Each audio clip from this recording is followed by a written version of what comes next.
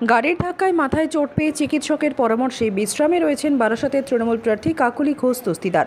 বুধবারের পর বৃহস্পতিবারও প্রচার করেননি তিনি, কিন্তু প্রচার থেমে নেই। প্রার্থীর সমর্থনে দলের নেতাকর্মীরাই প্রচার করছেন বারাসাত সংসদীয় এলাকায়। বৃহস্পতিবার জেলা তৃণমূলের শ্রমিক সংগঠনের উদ্যোগে কাকলি ঘোষ দস্তিদারের সমর্থনে বারাসাত শহরে শোভাযাত্রা হয়। গাড়ির আঘাতে মাথায় চোটের কারণে প্রার্থী আসতে পারেননি। তবে এদিনের মিছিলে হাজির ছিলেন রাজ্যের তৃণমূলের শ্রমিক সংগঠনের সভাপতি ঋতব্রত বন্দ্যোপাধ্যায়, রাজ্যের খাদ্যমন্ত্রী রথীন ঘোষ সহ বারাসাতের তৃণমূল নেতৃত্ব। এদিনের মিছিলে সামিল হন সংগঠিত এবং অসংগঠিত ক্ষেত্রের কয়েক হাজার শ্রমিক।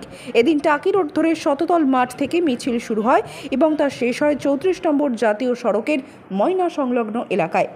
এদিনের এই মিছিলের পর রাজ্যের খাদ্যমন্ত্রী রথীন ঘোষ জানিয়েছেন, কাকুলিদি আজকে নিজে ব্যক্তিগতভাবে উপস্থিত থাকবার কথা ছিল, কিন্তু গতকাল একটা ঘটনা আকস্মিক, তিনি পারলেন না থাকতে। আমরা সবাই মিলে, আমাদের রাজ্যের আইটিটিউসি সভাপতি তিনি এসেছিলেন, আমাদের এখানকার সর্বস্তরের নেতৃত্ব, আমরা একত্রিতভাবে ওনার সমর্থনে মানুষকে কাছে আবেদন করলাম ভোট দেওয়ার জন্য।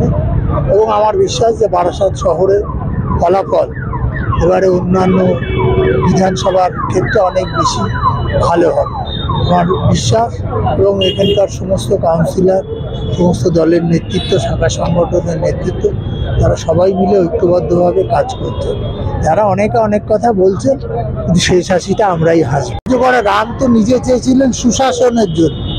রাম রাজ্যটা কি? রামের নামে রাম তো নেই, তাই না? আমরা চিরকাল দেখেছি কি, রামচন্দ্র যখন বনবাসে গেলেন, ভরত রাজ্য শাসন করছে রামচন্দ্রের পাদুকাকে মাথায় রেখে। এখানেও ঠিক তাই। রাম রাজ্যের বিরুদ্ধে তো আমরা কেউ নেই, রামের বিরুদ্ধে তো আমরা কেউ নেই, কিন্তু কেউ কেউ নিজেদের রামের ওই রাম ভক্ত হনুমানের মতো অবস্থা আর তারা এটা প্রমাণ করবার চেষ্টা করছে।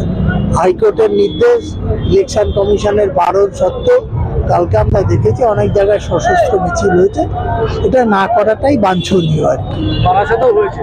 বারাসাতেও হয়েছে, এটা দৃষ্টিকটু, না করাটাই ভালো।